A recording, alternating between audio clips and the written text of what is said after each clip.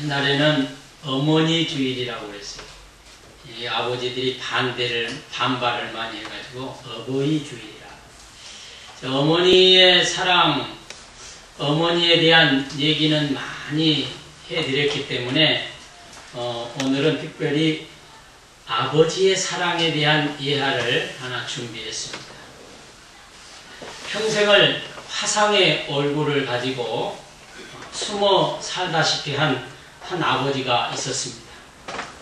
그에게는 아들과 딸이 있었는데요.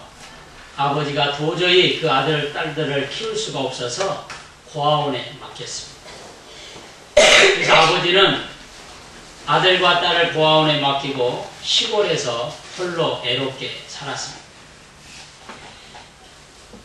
고아원에 갔던 아들과 딸들은 장성하면서 자기 아버지가 원망스러웠습니다. 그래서 아버지가 자기를 버리고 갔다고 그렇게 생각을 했습니다. 그래서 세월이 흘렀습니다.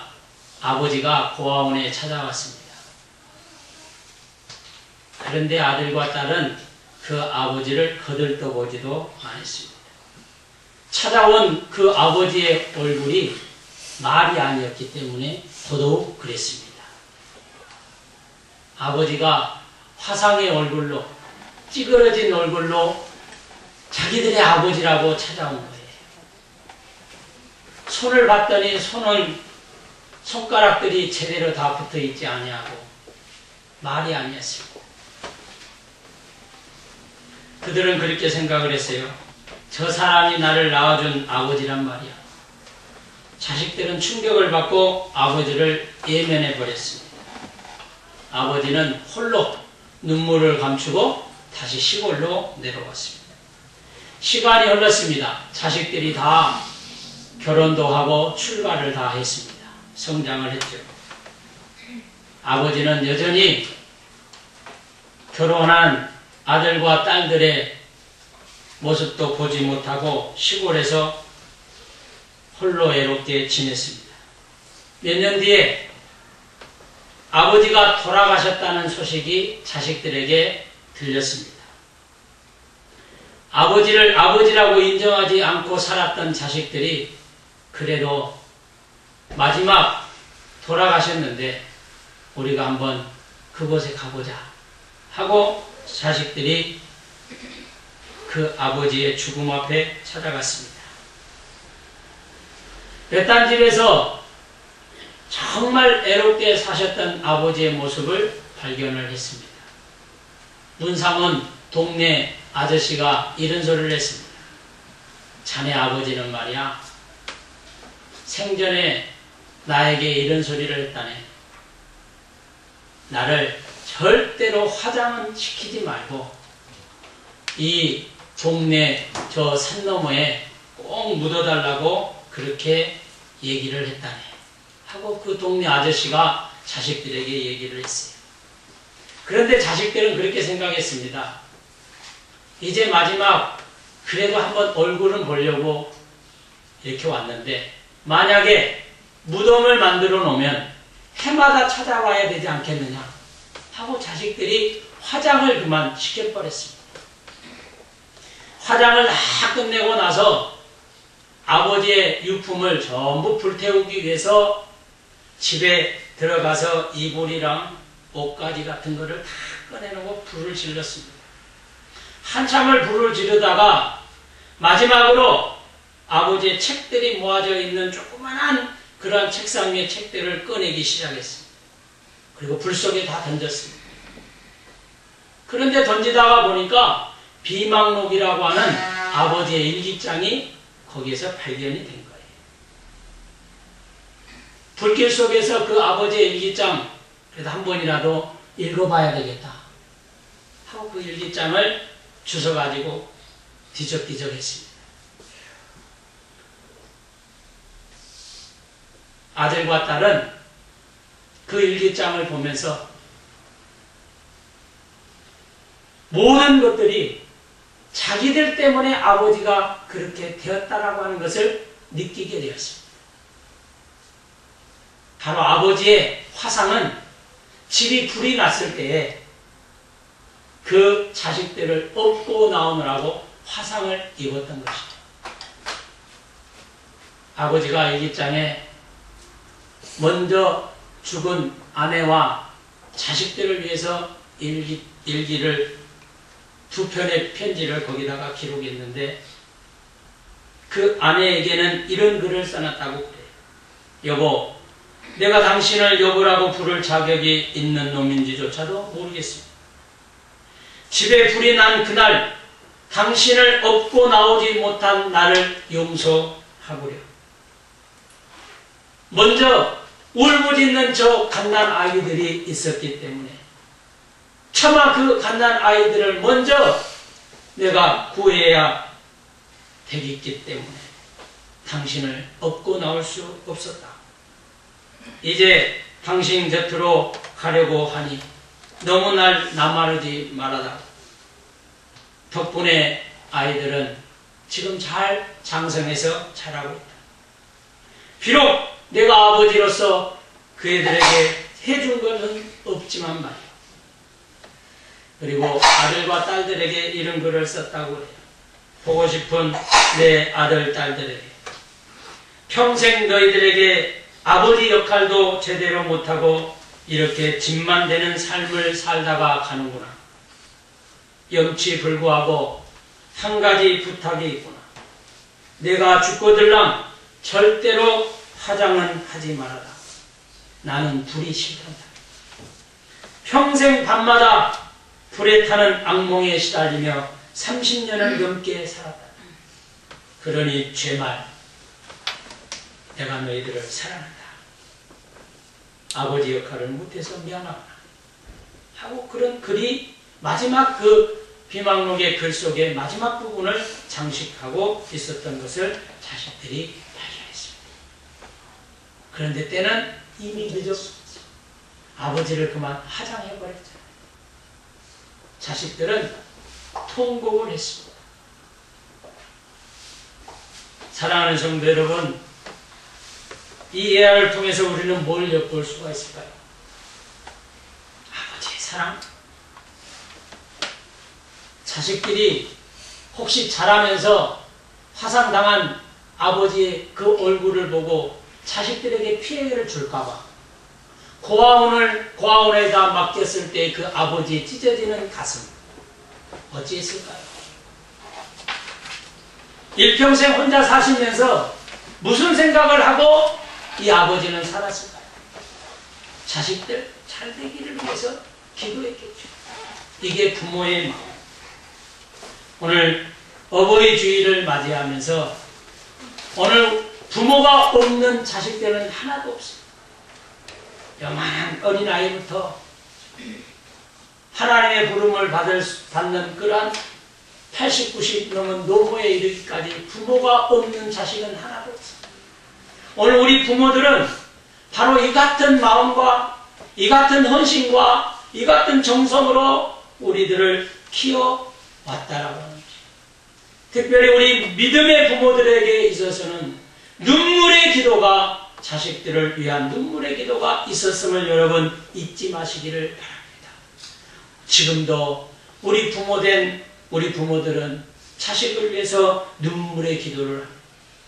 그 눈물의 기도는 하늘나라 아버지의 그릇에 차곡차곡 쌓아놓고 계신다고 했습니다. 여러분 눈물을 예면하지 마세요. 우리 부모들이 자녀를 위해서 열심으로 최선을 다해서 자녀를 위해서 염려하고 기도하고 자녀 잘되기를 위하여 모든 것들을 하는 것들은 다 하나님이 기억하고 있다라고 하는 것입니다. 설령 지금은 그 자식들이 몰라준다고 해도 말이죠. 나중에 깨닫고 후회할 날이 오고 그것을 깨닫고 새로운 인생, 부모를 공경할 수 있는 그 길이 올 것입니다. 바라건대 그날이 살아생전에 있었으면 너무너무 좋겠습니다. 아버지를 화장을 치르고 나서 느끼는 것이 아니라 지금 우리 자녀들이 그 아버지, 어머니의 사랑을 느꼈으면 참 좋겠습니다. 이게 부모의 바람이죠. 그러나 부모의 바람은 죽을 때까지 이 바람으로 안고 산다고 그럽니다. 그래도 여러분 낙심하고 좌절하지 마시기를 바랍니다. 오늘 여러분들의 믿음의 자녀들은 결단코 곁길로 빠지지 아니하고 반드시 하나님의 위대한 일꾼들이 될 줄로 믿습니다.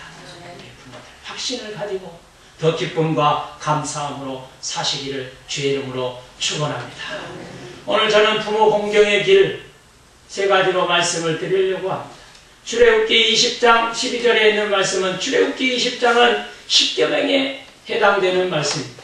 그 중에서 5번째 계명이 내 부모를 공경하라 했습니다. 내 부모를 공경하라. 이스라엘 백성들에게 부모 공경할 수 있는 길을 모세를 통해서 하나님은 시내산에서 가르쳐 줬습니다. 부모 공경이 하나님 공경이 뭐냐? 부모 공경하는 것이 뭐냐? 그것을 가르쳐 주었습니다. 사도 바울도 역시 에베소서 6장 1절과 2절에 자녀들아 너희 부모를 주 안에서 순종하라. 이것이 옳으니라. 옳은 일이 뭐냐? 인간이 사는 옳은 길이 뭐냐? 올바른 길이 뭐냐? 부모를 공경하는 것이라고 했습니다. 이 땅에 많은 인간들이 사람들이 사는 올바른 길이 뭐냐? 부모를 공경하는 것이라고 했습니다. 부모 공경은 중요한 것입니다. 오늘 이 부모 공경의 길이 뭘까? 첫 번째, 하나님의 명령이기 때문에 우리는 부모를 공경해야 합니다. 부모를 공경하지 않는 것은 하나님의 명령에 불순종하는 것입니다. 아무리 부모지간이라 할지라도요, 하나님께서 사랑과 순종의 원리를 우리에게 세워놨습니다. 아내를 사랑하지 아니하는 것, 남편을 사랑하지 아니하는 것, 하나님의 명령에 불순종하는 것. 우리가 바로 깨달아야 돼요. 저 사람만 순종하면 된다. 남편만 잘하면 된다. 아니, 둘 다 순종하고 공경하고 사랑해야 됩니다. 이렇지 아니하면 하나님의 명령을 어기는 것입니다. 오늘 이 하나님의 명령을 우리가 본받아 바로 섬기고 살 수 있는 길이 뭐냐? 오늘 우리 믿음의 성도들에게는 하나님의 말씀을 붙잡고 살아야 합니다. 하나님의 말씀 가운데에는 하나님의 명령이 담겨져 있기 때문에 그 명령을 자르나 우르나 치우치지 아니하고 하나님의 말씀을 묵상하는 가운데에서 진리를 바로 깨달을 수 있다라고 하는 것입니다. 그 진리가 뭘까? 제자들이 예수님께 물었습니다. 어떤 것이 가장 최고의 계명입니까? 제자들도 궁금했어요. 왜? 자기들은 모든 것을 버려두고 예수님을 쫓았거든요. 의기양양했습니다. 자기들만이 최고의 계명을 지킨 줄 생각을 했습니다. 예수님이 말씀하셨습니다. 하나님을 사랑하라. 하나님을 사랑하라. 두 번째 계명은 내 이웃을 사랑하는 것이다. 여러분, 하나님을 사랑하면 이웃을 사랑할 수 있고, 이웃을 사랑하는 사람은 바로 가정을 사랑할 수 있고 내 남편과 내 아내를 사랑할 수 있습니다. 오늘 하나님의 명령을 어기기 때문에, 하나님의 명령대로 살지 않기 때문에 오늘 이 땅에 폐륜이, 오늘 이 땅에 가정이 파탄되는 것입니다. 하나님의 명령대로 우리 믿음의 가정들도 사시기를 주의 이름으로 축원합니다. 하나님의 명령은 말씀을 붙잡는 거예요. 두 번째는 부모 공경할 수 있는 일은 뭐냐? 주를 기쁘시게 하는 일이기 때문에 부모를 공경해요. 골로새서 3장 20절에 보면은 자녀들아 모든 일에 부모에게 순종하라. 이는 주 안에서 기쁘게 하는 것이다. 주님을 기쁘시게 하는 일이 부모를 공경하는 것이래요. 부모에게 순종하는 것이라. 오늘 우리 믿음의 자녀들이 많이 있습니다. 부모를 많이 거역합니다. 부모의 말씀에 너무 거역합니다. 오늘 우리들도, 제 자신도 그랬대요. 지금은 철이 들었고 좀 들었는지 모르지만 되도록이면은 어머니의 말씀을 죽는 신용이라도 하려고 그러고 어렸을 때는요 한참 자랄 때는요 말씀하시는 것차도 싫은 거예요. 얼마나 그렇습니까? 그런데요 여러분 어머니의 아버지의 손 마디마디를 한번 봐보세요. 지금 어머니 아버지들의 얼굴에 주름을 한번 봐보세요. 누구를 위해서 주름이 생겼을까? 누구를 위해서 손마디가 그렇게 굵어졌을까? 저는 어머니의 발 뒤꿈치를 봤을 때도 은혜가 되더라고요. 무엇 때문에 그 뒤에 희망하게 혹처럼 생기는 그 발꿈치에 그 무딘 살이 이렇게 너무 팔도 요만해. 큰 발이라면 좀 이해가 될 텐데 팔도 요만해. 누구 때문에 그 적은 발로 행상으로 모든 일을 하셨습니까? 무엇 때문에? 누구 때문에? 바로 우리 때문에. 우리 자녀들 때문에. 우리 자녀들을 위해서. 부모들은 힘을 다해서 노력하고 헌신하고 눈물을 흘려요. 여러분 우리 어머니 아버지의 주름살과 손마디마디를 예면하지 마시기를 바랍니다. 오늘 우리들도요 나이를 먹으면 주름이 생깁니다. 마디가 굵어지고 뒤꿈치에 살들이 뱉겨요. 이게 우리 부모들이었습니다. 이게 우리 부모들의 사랑이었습니다. 오늘 우리 부모님의 말씀에 우리가 말씀을 바로 들었고 이 시간 말씀을 바로 들었다면은 되도록이면은 부모님의 말씀에 순종하시기를 바랍니다. 그것이 틀리든 틀리지 않든 나중에 후회하지 마. 나중에 뼈저리게 후회하지. 그래서 저희들 사남매는 저희 어머니 말씀에 절대 복종합니다. 왜냐하면 큰 누나가 큰 형이 그렇게 하니까 우리들은 그대로 되더라고. 왜? 큰 누님과 큰 형이 반발을 안 하니까 내가 생각했을 때는 어머니 너무하네. 아이고 저 말도 안 되는데 뭘 저 혼사가 저를 하고 그렇게 생각을 되는데 위에서 그런 모습을 보여주니까 따라가게 되겠어요. 여러분 이게 아닌 것 같아도 부모가 누구를 위해서 이제까지 살아오셨습니까? 우리들을 위해서. 그래서 성경은 말씀하는 거예요. 자녀들아 주 안에서 너희 부모에게 순종하라. 이것이 주를 기쁘시게 하는 것이다. 말씀입니다. 오늘 여러분 주님을 어떻게 기쁘시게 할까 고민하지 말고 내 어머니 아버지를 기쁘게 해주고 순종하는 자녀들이 되시기를 주의 이름으로 축원합니다. 한번 노력해 보세요. 한번 그렇게 살아보세요. 반발하고 거역하고 그게 나중에 내 자신이 후회된다. 내 자신이 왜? 내가 자녀를 키우면서 보니까 그걸 느껴져. 세 번째 부모 공경의 길은 뭐냐? 하나님의 축복이 약속되어져 있기 때문에 부모를 공경해야 될 줄로 믿습니다. 중요합니다. 여러분 왜 성경 하나님의 말씀이 부모를 공경하라고 하신 줄 아십니까? 왜 부모에게 순종하라고 하십니까? 왜 계명 10계명의 계명 가운데에서 1부터 4계명은 하나님의 계명이고 5부터 10계명은 사람의 계명인데 그 중에 첫 번째 사람의 계명 가운데 5계명이 부모를 공경하라고 하신 줄 아십니까? 으뜸이기 때문에 그래요. 그리고 이것은 하나님의 축복을 받을 수 있는 지름길이기 때문에 얘기하는 것입니다.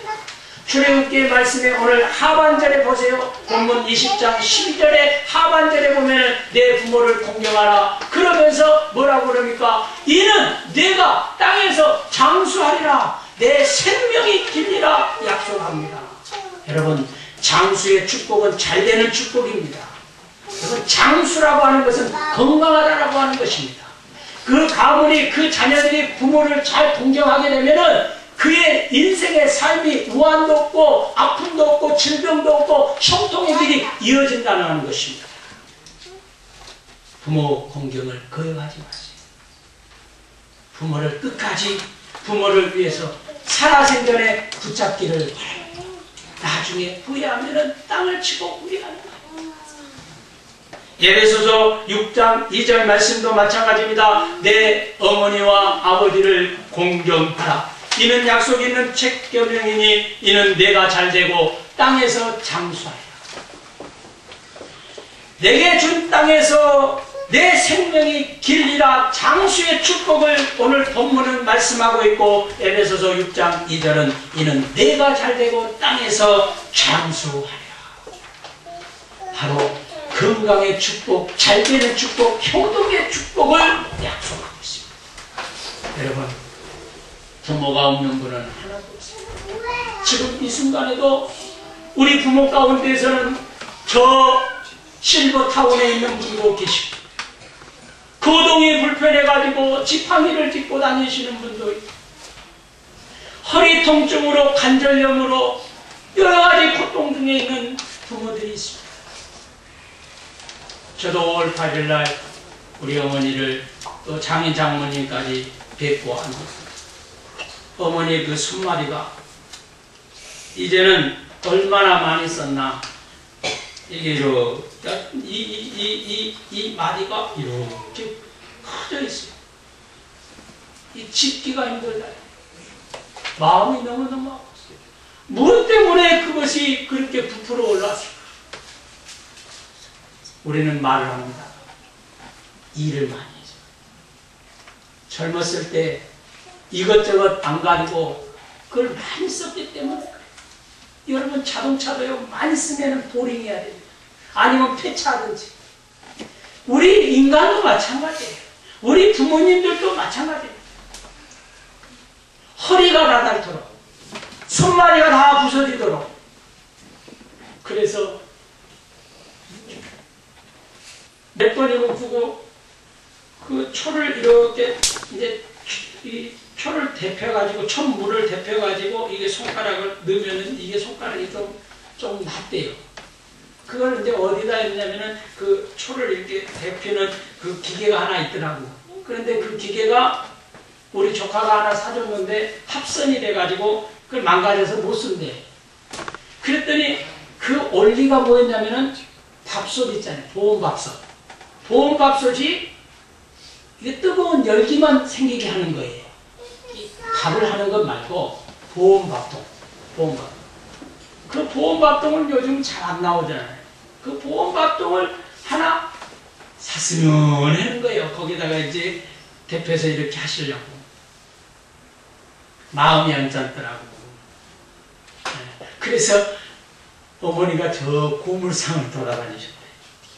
그래가지고 보온밥통이 있나 없나. 왜 사기는 아깝고, 왜 아깝잖아요. 새 것을 가지고 그 손가락 담기기 위해서 쓰는, 요즘 젊은 사람들 같으면 다 하겠지만 우리 부모들은 그래 한 푼 두 푼 아끼죠. 그거를 해면은 담그면 좋을 것 같아서 새 것 사면 그러니까 헌 것을 해보려고 했더니 구하기가 힘들다는 거예요. 요즘 여러분 얼마나 좋습니까? 이제는 밥통이요 말도 해요. 안 놀라시네. 우리 집 밥통은 말도 해. 밥 다 됐다고. 그리고 기차 소리도 나고. 옛날에는 밥 올려놓고 다 턴지도 모르고 어떤 때는 다 그랬잖아요. 여러분, 부모의 마음은 그러더라고요. 오늘 우리 여기 앉아 계시는 우리 부모들도 다 마찬가지예요. 우리 젊은이들 여기에 몇 분 안 계시지만은 우리 부모들에게 절대 순종하시기를 바랍니다. 왜 하나님만 절대 순종, 하나님만 절대자 이렇게 섬기고 그렇게 믿어진다면 우리 부모들도, 우리를 낳아준 우리 부모들도 마찬가지예요. 우리 부모들에게 절대 순종, 절대 공경을 한번 해보십니다.